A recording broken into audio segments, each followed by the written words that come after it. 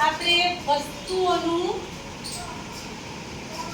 અલગીકરણ, વસ્તુઓને જૂથ બનાવવા, વસ્તુઓને જુદી પાડવી, એ આપણે પ્રવૃત્તિ અત્યારે અહીંયા જોઈએ છીએ. એમાંથી એક મુદ્દો દ્રાવ્ય વસ્તુ અને અદ્રાવ્ય વસ્તુ.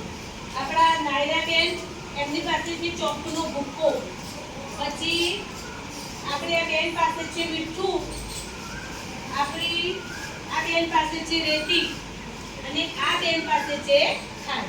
હવે આપણે આ પાણીના બીકરમાં ખાંડ એક એક ચમચી નાખી અને એને હલાવશું અને આપણે જોશું કે આમાંથી કયો પદાર્થ એ દ્રાવ્ય છે અને કયો પદાર્થ અદ્રાવ્ય છે.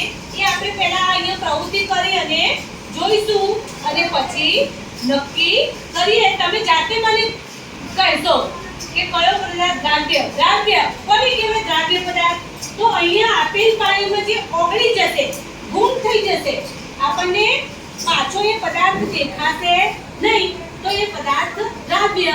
અને જે પદાર્થ પાણીમાં નીચે તળિયે બેસી જશે, નીચે એમને જમેલો દેખાશે, તો એ પદાર્થ છે અદ્રાવ્ય.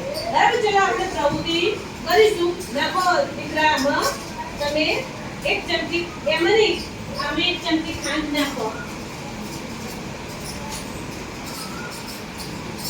હવે આને તમે હલાવતા રહો. તમે આમાં એક ચમચી નાખો રેતી અને એને હલાવતા રહો. તમે નાખો આમાં મીઠું અને એને ચમચી વડે હલાવો. તમે નાખો ચોકનો ભૂક્કો અને એને ચમચી વડે હલાવો. આપણે હલાવીને જોઈએ કે કઈ વસ્તુ પાણીમાં ઓગળી જાય છે અને કયો પદાર્થ પાણીમાં ઓગળતો નથી. થોડી વાર હલાવતા જોઈએ.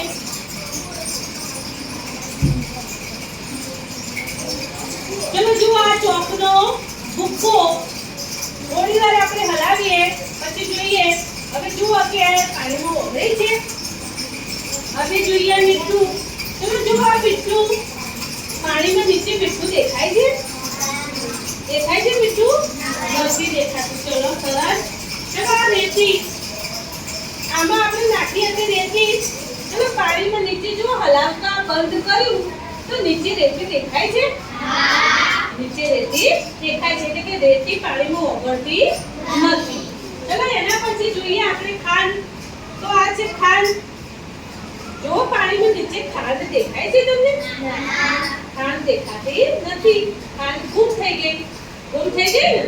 ગુમ થઈ ગઈ એટલે કે પાણીમાં ઓગળી ગઈ, મિશ્રિત થઈ ગઈ. પાણીમાં મિશ્રિત થઈ ગઈ.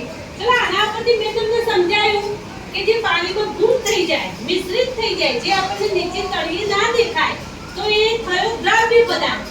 અને જે નીચે દેખાય એ થયો અદ્રાવ્ય પદાર્થ. હવે તમે મને કહી શકશો કે આ ચાર પદાર્થની આપણે જે પ્રવૃત્તિ કરી એમાંથી કયો પદાર્થ દ્રાવ્ય છે અને કયો અદ્રાવ્ય? કહી શકશો કોઈ? જે પદાર્થ ઓગળી ગયો હોય તે દ્રાવ્ય અને જે પદાર્થ ઓગળ્યો નથી તે અદ્રાવ્ય. બોલો દીકરા, વાત નહીં, બોલો દીકરા.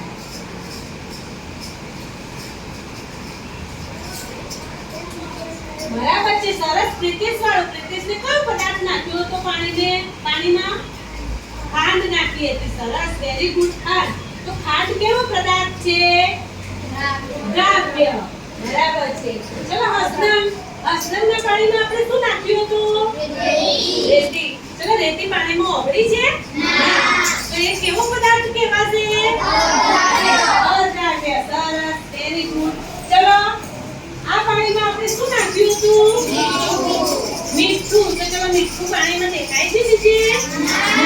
પાણીમાં ઓગળી ગયું. તો એ કેવો પદાર્થ કહેવાશે? દ્રાવ્ય પદાર્થ. સરસ. અને ચલો અહીંયા આપણે નાખ્યો હતો ચોકનો ભૂક્કો. તો ચલો ચોકનો ભૂક્કો નીચે દેખાય છે? તો એ કેવો પદાર્થ કહેવાશે?